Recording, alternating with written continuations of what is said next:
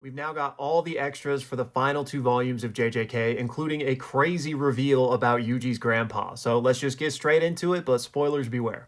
Okay, so first of all, just in case this is the first video of mine you're seeing about this subject, there was an entire epilogue to JJK included in these volumes, but I've put out a standalone video going over that. So check that out if you haven't, but we're not going to be talking about it here. All right, so at the start of each volume, we got our classic Gege sketch, and in volume 29, it's of uraume, and in volume 30, it's of gojo. I personally think this is megumi, but this fan artist here has colored this as gojo, and a lot of people think it is gojo, but I'm still Team Megumi. Let me know which side you guys fall on. And then, of course, we got a lot more additional sketches throughout the volume, so let's just go through these really quick, starting with Nobara and Miwa, and neither of them had an additional comment. This is just their names. And then we also got this sketch from Gege with no comment that just features Gojo towering above his students. And the only other sketch we got without comment was of this gentleman here, who is apparently Jun Itoda, who is a Japanese comedian. And this would check out because we know that is a subject that Gege is really fascinated with and often alludes to, especially via Takaba, and especially during the Takaba Kenjaku fight.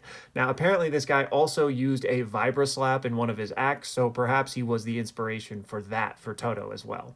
Next up, we've got a bunch of new sketches with commentary from Gege, starting with this one of Yuta Akotsu, where Yuta is saying it felt like the Sunday Western movie theater was from more than 10 years ago, but apparently it was going on until 2013, within an additional comment from Gege himself saying that Jujutsu Kaisen takes place in 2018, basically explaining the joke here that Yuta thinks something is far older than it is, part of growing up, I guess, but it's only actually been 5 years because 2013 to 2018 is 5 years, not 10 years.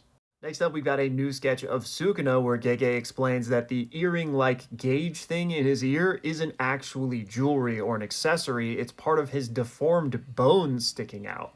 And then Sukuna himself is captioned saying it's itchy. Next up, we got a new sketch of the goat Toto where he's being asked, why did you rewrap your bandages after Gosho Lake? And he says, that's a secret that I'm keeping to myself. So for some additional context here, you'll remember that Toto actually helped Yuta take out Kenjaku at Gosho Lake Colony. So that's what this is in reference to. Meaning, since Toto clapped, we know that he had to have unwrapped his bandaged vibra slap. However, when he shows up to help Yuji in the fight with Sukuna, after which he also clapped everyone out of Sukuna's domain, we see him unwrap his hand, right? So that doesn't fully make sense. And even back when that chapter came out, Gege's comment at the end of that chapter was, how did Toto vibra slap 3 times already today with his hand still being bandaged? So I guess Gege is still just being cheeky here. Now, I don't know if this was a continuity error or just a mistake on his part, or if there is some kind of funny in-universe answer that explains this. Next up, we got a whole diagram flowchart explaining just how Hannah/Angel's outfit works, where Gege says, this is what Angel's outfit looks like. First, you start by rolling down the collar, and Angel is saying, wow, this is tight. Then, under the sweater dress, she's wearing shorts, tights, and boots. And this combination reminded me of what was popular back when I was in middle school and high school. It's not really in style these days, but I think the fashion will come back around. Maybe not. Next, we've got this sketch of a restaurant, and this building also appeared in JJK. This was during Yuji's domain expansion when he and Sukuna were walking around exploring Memory Lane, basically. And Gege says, there's a restaurant called Fudo in Kitakami City, Iwate Prefecture. I used to read Kochikame, Dragon Ball, and Rurouni Kenshin there while my parents drank their evening sake. This was over 20 years ago, but if you're someone who likes Jujutsu Kaisen, you might have some good luck if you go here to eat.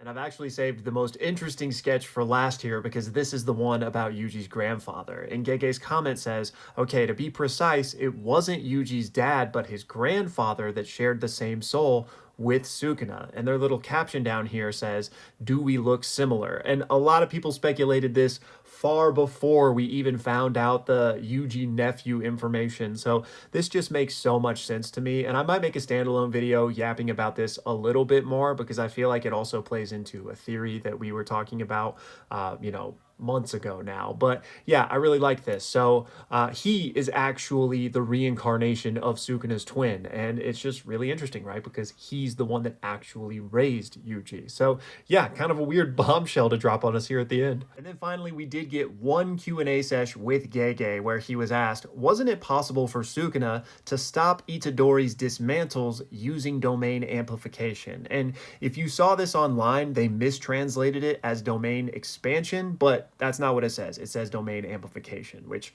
makes more sense anyway. And Gege answered, it's not that it couldn't be done. Like, Sukuna could have used domain amp to defend against the dismantles, but if your domain amp is not strong enough to weaken the technique enough, then there's not really much point, because if the dismantle still gets through, especially considering it's doing soul damage, then there's not much point in just weakening it, if that makes sense. So to that end, it's kind of dangerous to do that unless you know that you're going to be able to stop it. Then Gege also adds that, by the way, Todo and Angel's techniques affect cursed energy itself, so they cannot be stopped by domain amplification. Meaning, you basically can't defend against Todo's swap or Jacob's ladder, I guess. And then this little blurb right here is Gege saying, excuse accepted, so this seems to be a little bit of story time cleanup.